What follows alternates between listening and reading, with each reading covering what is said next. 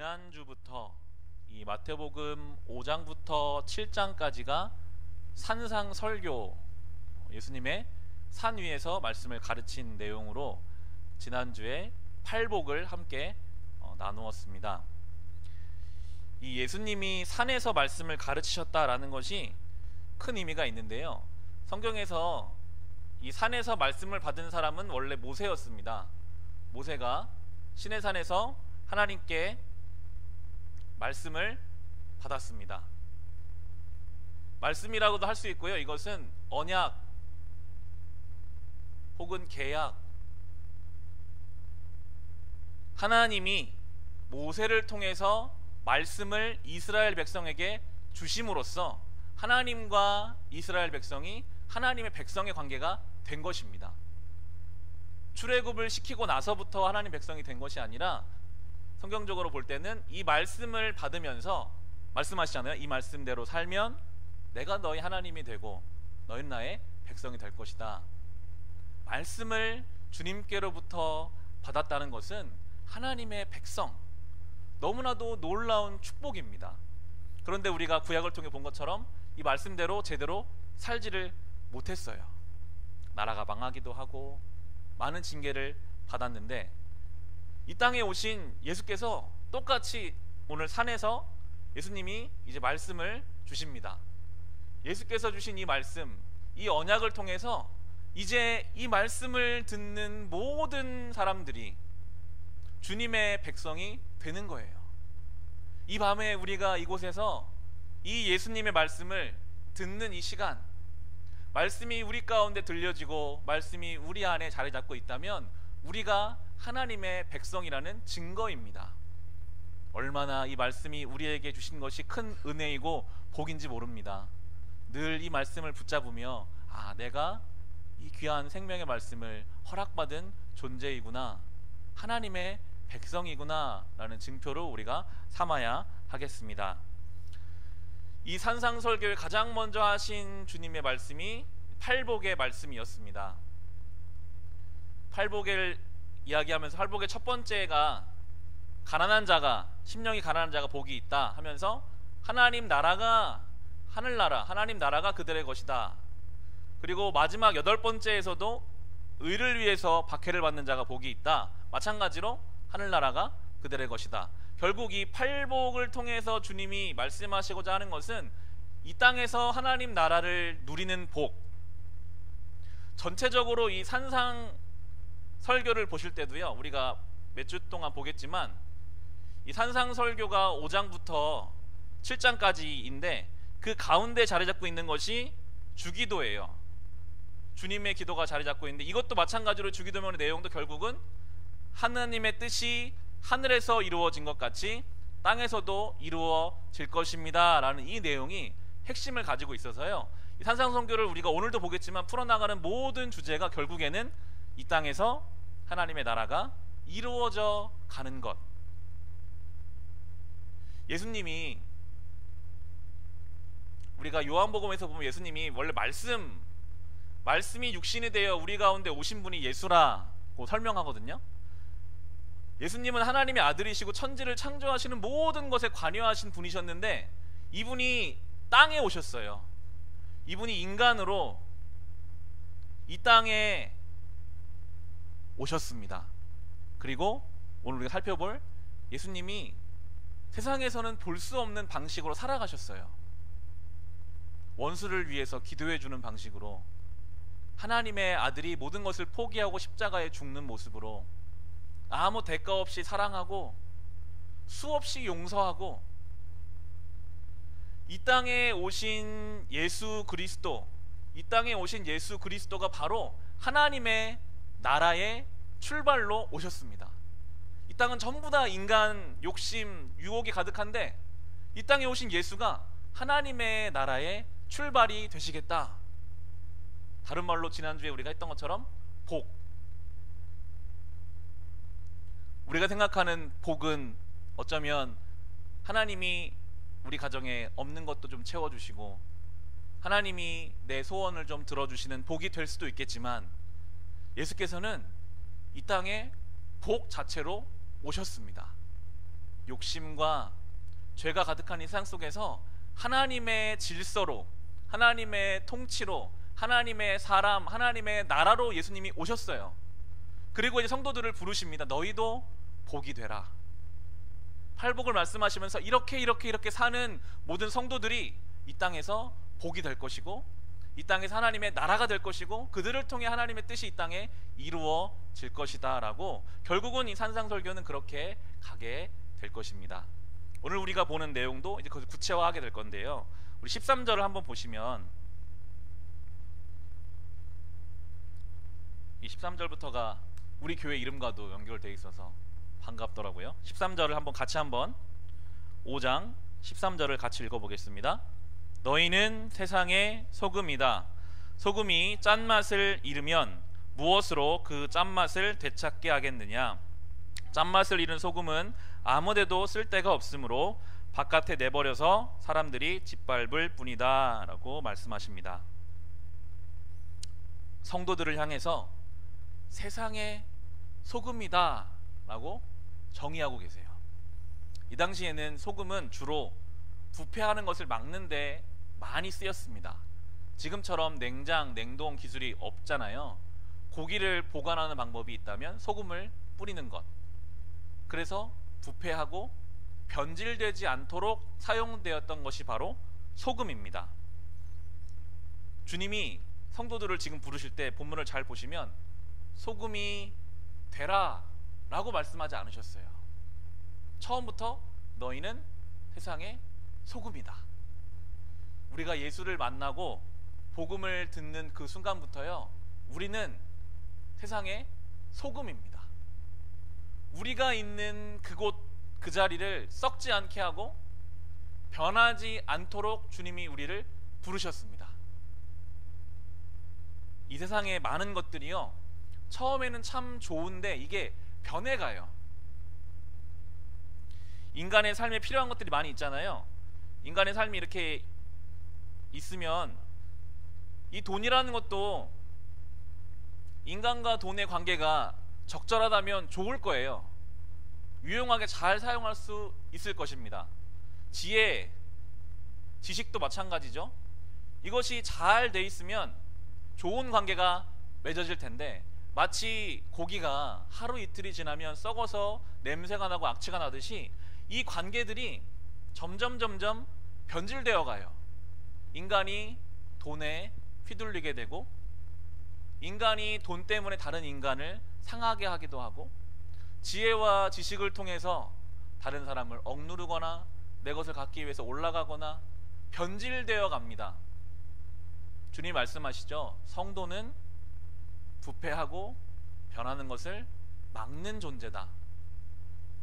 소수의 소금이지만, 소량의 소금이지만 그 소금이 있음으로 해서 변하는 것을 막습니다. 성도의 역할이 그게 돼야 합니다. 그래서 성도는요, 그래도 세상 사람들보다는 돈에 있어서 좀 자유로워야 합니다. 그래서 성도는요, 세상 사람들보다는 선한 양심에 있어서 깨어 있어야 합니다. 우리는 소금이거든요. 변질되지 않도록 막아야 되는 존재거든요. 어떻게 하면 이 소금의 역할을 좀 잘 감당할 수 있을까? 한 가지 방법이 있다면, 끊임없이 성도는 이 소금의 역할을 감당하기 위해서 본질적인 것을 물어야 합니다. 영원한 것을 생각해야 합니다. 우리가 판단하고 결정할 때마다 정말 지금 하나님 원하시는 것이 무엇일까라는 질문을 우리가 해볼 수 있다면, 설령 그 답을 찾지 못한다 할지라도 순간순간 판단하고 결정하고 태도를 내려야 할 때마다 정말 하나님 원하시는 것이 뭘까? 좀 질문을 바꿔서, 내가 죽어서 하나님 앞에 갈 때 지금 이 결정이 어떻게 하는 것이 좋을까? 더 바꿔서, 만약에 오늘 밤에 주님이 나를 데리고 가신다면 나는 지금 이 문제를 어떻게 결정해야 할까? 본질, 영원한 것, 하나님이 원하시는 것을 지속적으로 질문하고 붙잡는 성도는 변하지 않게 하고 부패하지 않도록 하는 소금의 역할을 감당해 나아갈 수 있을 것입니다. 우리는 세상의 소금입니다. 그런데 오늘 본문을 보시면 맛을 잃은 소금 이야기가 잠깐 나오거든요. 이게 말이 잘 안 돼요. 우리가 생각하는 소금은 맛을 잃을 수가 없습니다. 물에 들어가면 녹으면서도 짜져요. 그런데 이 당시의 소금은 지금 우리처럼 정제된 소금이 아니라 사해바다 같이 바다에서 이렇게 건져오면 그것을 말려서 소금으로 썼거든요. 그러다 보니까 소금이라고 부르지만 그 안에는 소금도 있고 다른 불순물들도 많이 들어가 있었어요.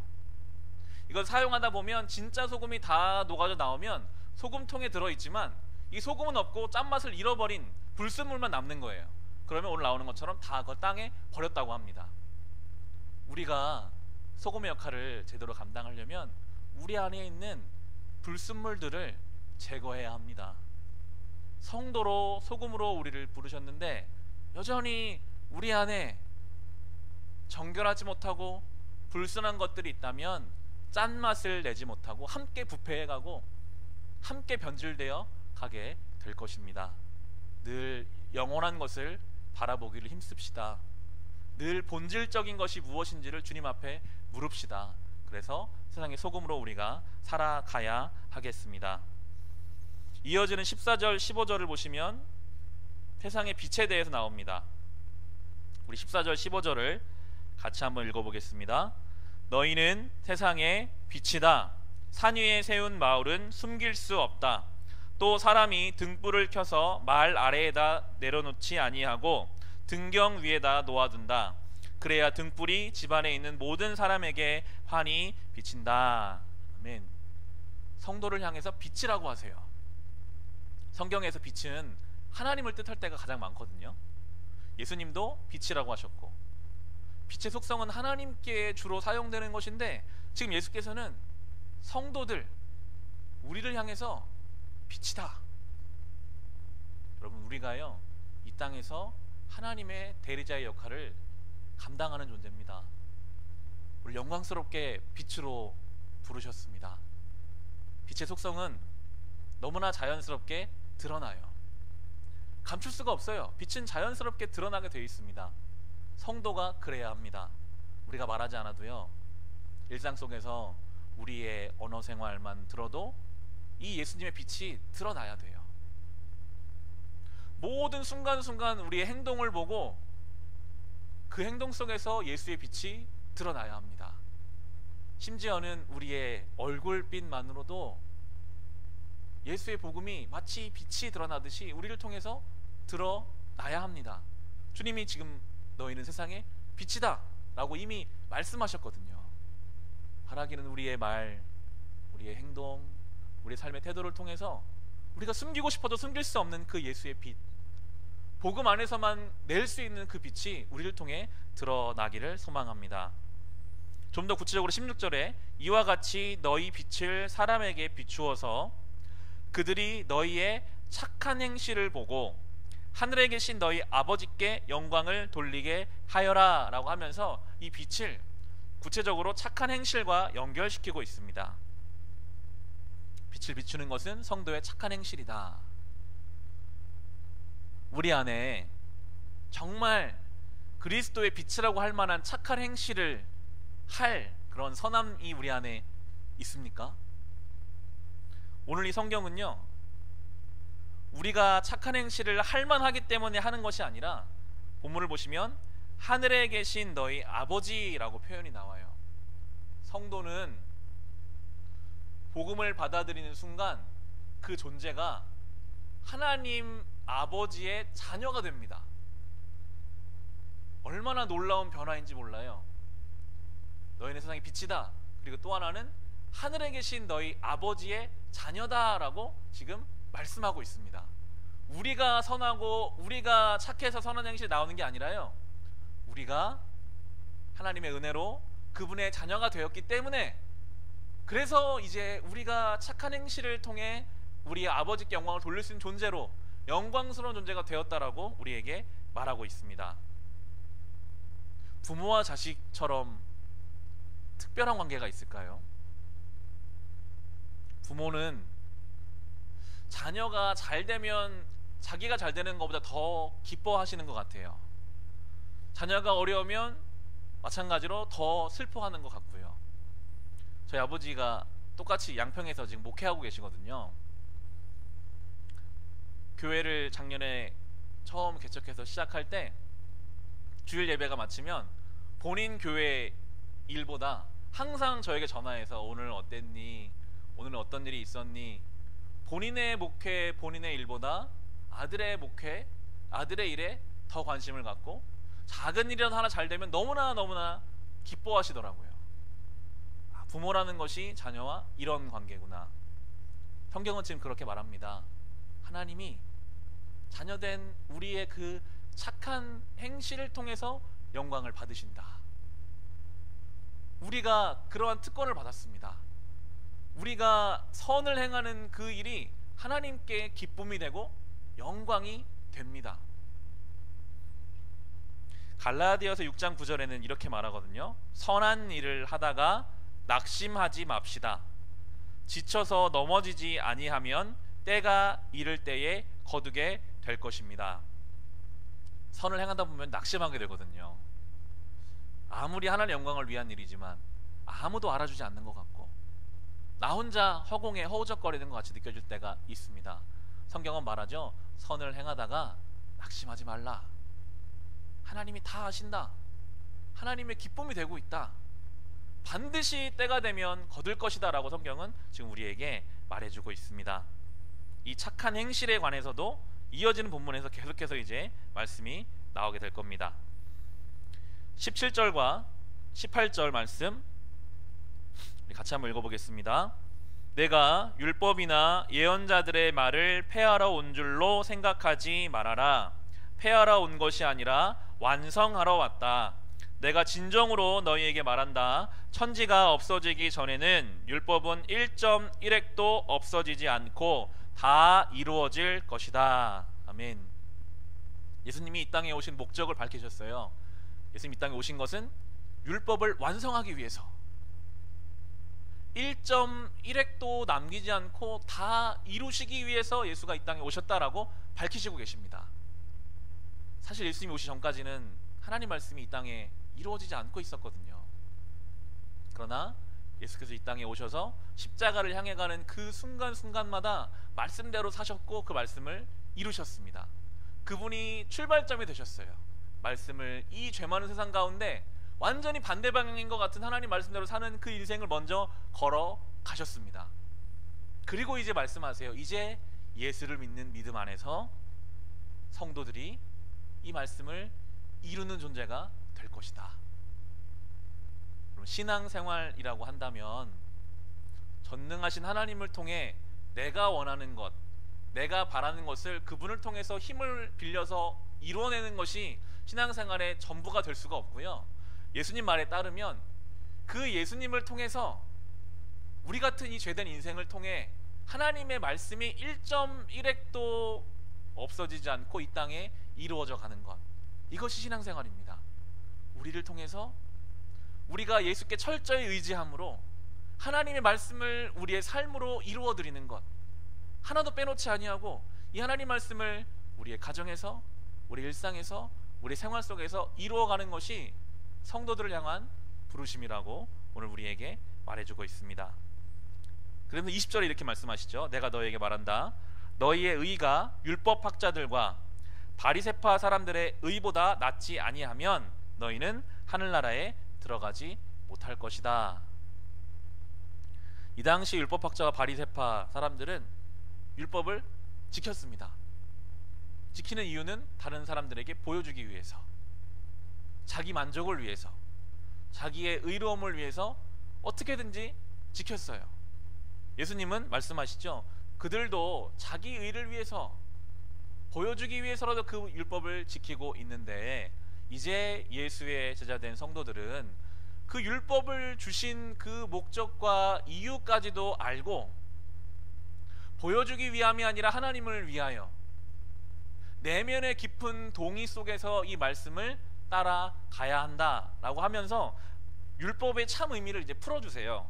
21절 22절을 보시면 우리 같이 한번 읽어보겠습니다. 21절과 22절입니다. 옛 사람들에게 말하기를 살인하지 말아라. 누구든지 살인하는 사람은 재판을 받아야 할 것이다 한 것을 너희는 들었다. 그러나 나는 너희에게 말한다. 자기 형제나 자매에게 성내는 사람은 누구나 심판을 받는다. 자기 형제나 자매에게 얼간이라고 말하는 사람은 누구나 공의회에 불려갈 것이요 또 바보라고 말하는 사람은 지옥불 속에 던져질 것이다 라고 말씀하고 계십니다. 어려운 말씀이에요. 살인하면 심판받는다, 이미 십계명에 있는 말씀이고 우리에게는 동의가 됩니다.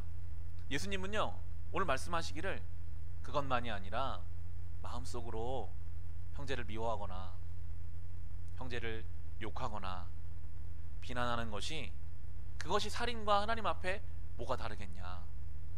행하지 않은 것뿐이지 그것도 마치 형제를 죽인 것과 같이 하나님 앞에서는 무서운 범죄다라고 말씀해 버리셔서 모든 사람, 그 어떤 사람도 여기서부터 빠져나가지 못하게 하셨어요. 야, 그러면 모든 사람, 나도 주님 앞에 살인죄를 범한 그런 죄인이란 말인가?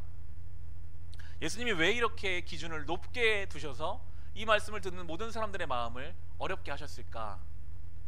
그 당시의 사람들은요 율법을 지킴으로써 지키지 못한 사람들을 비난하는 도구로 사용했었습니다. 예를 들어 살인죄를 저지른 사람이 있다 하면 많은 사람들은 살인을 저지르지 않잖아요.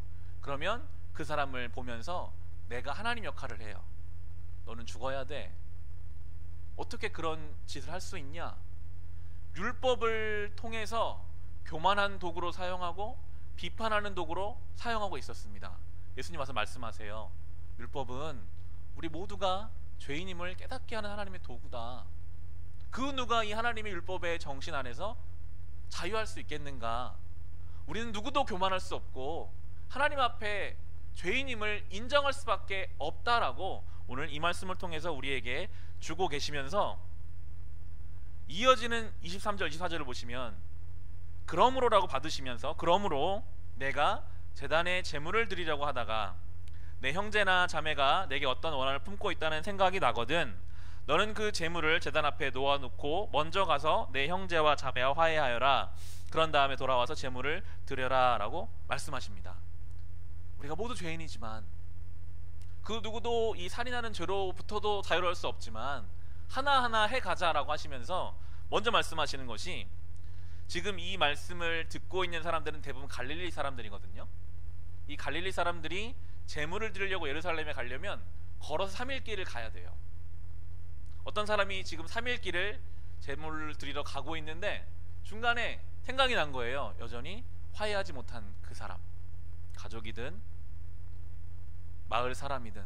그럼 예수님은 며칠을 갔더라도 다시 동네로 돌아가서 그 사람과 화해하고 그리고 다시 주님께 예배를 드리는 것이 하나님이 기뻐하시는 예배다라고 지금 말씀하고 계십니다.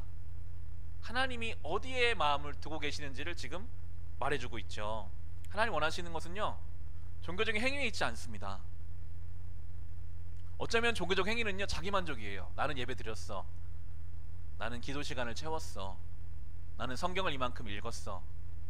예수님께서는 그것으로만 하나님을 예배하려고 하지 말고 차라리 그것을 뒤로 미루더라도 지금 내가 화해해야 할 그 사람, 지금 내가 풀어야 할 관계의 문제, 여전히 내 마음 불편하게 하고 있는 그 미움과 용서하지 못한 그 사람과 먼저 풀어내고 그리고 자유로운 심정으로 하나님께 나아가라. 하나님은 그것을 원하신다. 우리가 다 죄인이니 주님 앞에 겸손할 수밖에 없지만 주님께 나아가는 길이라면 먼저 그렇게 하나씩 시간이 걸리더라도 돌아가더라도 그렇게 풀어서 주님께 나아오라 라고 말씀하시면서 율법의 의미를 설명하고 계시고요. 이어지는 27절에도 간음에 대해서 나오는데요, 27절부터 30절까지 같이 한번 읽어보겠습니다. 간음하지 말아라 하고 말한 것을 너희는 들었다. 그러나 나는 너희에게 말한다. 여자를 보고 음욕을 품는 사람은 이미 마음으로 그 여자를 범하였다. 내 오른눈이 너로 하여금 죄를 짓게 하거든 빼서 내버려라. 신체의 한 부분을 잃는 것이 온몸이 지옥에 던져지는 것보다 더 낫다. 또 내 오른손이 너로 하여금 죄를 짓게 하거든 찍어서 내버려라. 신체의 한 부분을 잃는 것이 온몸이 지옥에 던져지는 것보다 더 낫다라고 말씀하십니다. 마찬가지로 간음하지 말라라는 것은 십계명에 있는 계명인데, 드러나는 것만이 아니라 마음으로 음욕을 품었으면 이미 그것도 죄를 범한 것이다. 마음으로 죄를 키우지 말라 하시면서 굉장히 강하게 말씀하세요. 눈으로 죄를 지었으면 한 눈을 차라리 빼라. 손으로 죄를 지었으면 그 한 손을 차라리 잘라버려라 라고 무서운 말씀을 지금 하고 계십니다. 저는 이 말씀이 실제로 그렇게 눈을 빼고 손을 자르라 라고 묵상되지는 않았고요.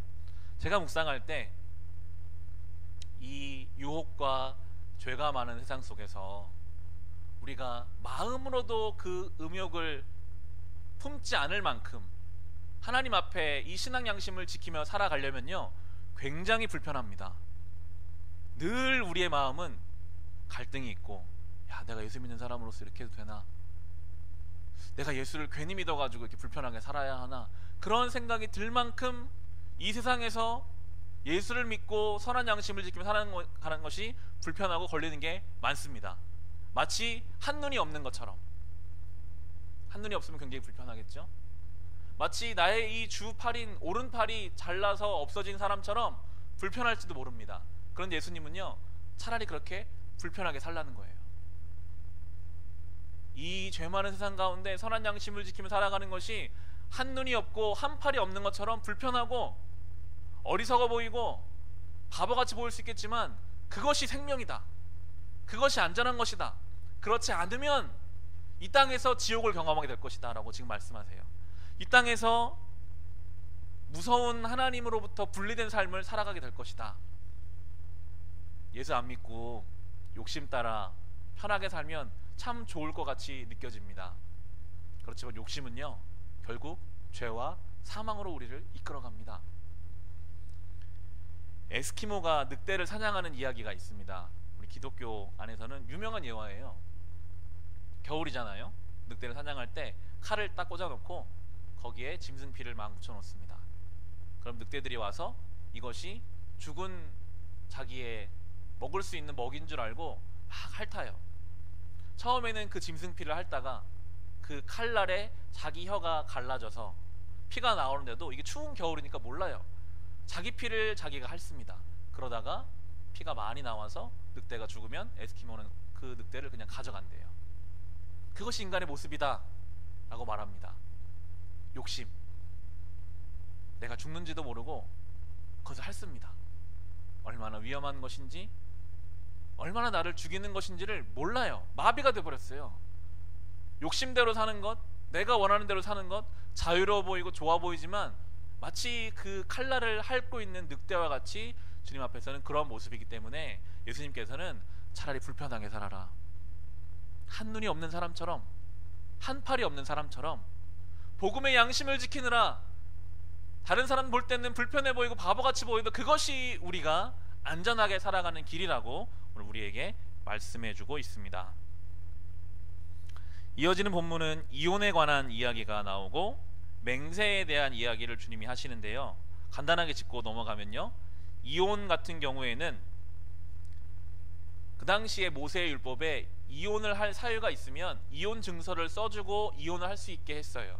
이것은 최대한 이혼하지 말라라는 말씀이었는데 그 당시에 사람들은 이것을 바꿔서 자기 마음대로 더 쉽게 이혼하고 하나님의 율법 정신을 자기가 원하는 대로 사용했기 때문에 예수님께서는 그렇게 하지 말라라고 말씀하시고요, 맹세에 있어서도 하나님의 이름으로 막 맹세하는 것들을 아예 하지 말라고 하세요. 이를테면 우리는 이런 것과 같습니다. 우리가 때로 그렇게 말할 때가 있어요. 아, 이것은 내가 기도해 봤는데 하나님의 뜻이야. 이거 하나님이 기뻐하시는 일이야. 내가 결정하고 내가 생각하고 내가 판단하면서 마치 그것이 하나님이 기뻐하시는 일이라고 말할 때 그게 10년이 지나고 20년이 지나고 돌아봤을 때 그렇게 아닐 수가 있거든요. 이 맹세라는 것은 지금 그런 부분입니다. 어떻게 사람이 하나님의 이름을 맹세할 수 있느냐, 내일 일 알지 못하는 인간이 어떻게 그럴 수 있느냐라고 하시면서 하나님의 이름을 망령되이 일컫지 말라라고 말씀하십니다. 그리고 이제 마지막 부분 38절부터 48절까지 저는 이 산상수훈에서도 가장 깊이 있고 가장 우리에게 부담이 되면서도 중요한 부분이다 라는 생각이 드는데요, 우리 38절부터 48절까지를 제가 한 절, 여러분이 한 절, 우리 교독으로 예수님이 그 청량한 목소리로 산 위에서 말씀하신다, 그런 생각으로 같이 한번 제가 한 절, 여러분이 한 절 교독으로 읽어보겠습니다. 눈은 눈으로 이는 이로 갚아라 하고 말한 것을 너희는 들었다.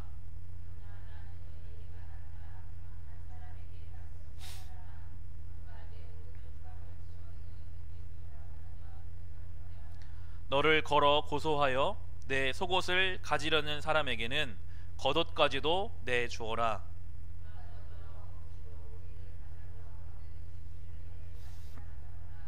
내게 달라는 사람에게는 주고 내게 꾸려고 하는 사람을 물리치지 말아라.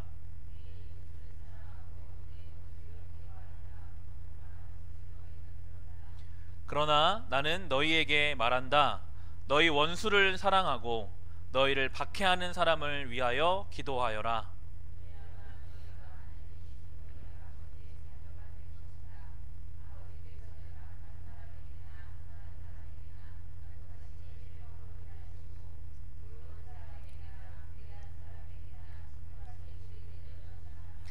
너희를 사랑하는 사람만 너희가 사랑하면 무슨 상을 받겠느냐? 세리도 그만큼은 하지 않느냐?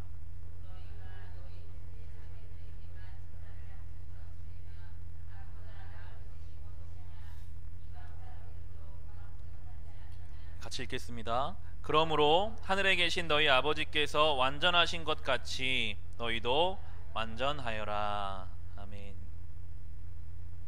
참 어려운 말씀입니다.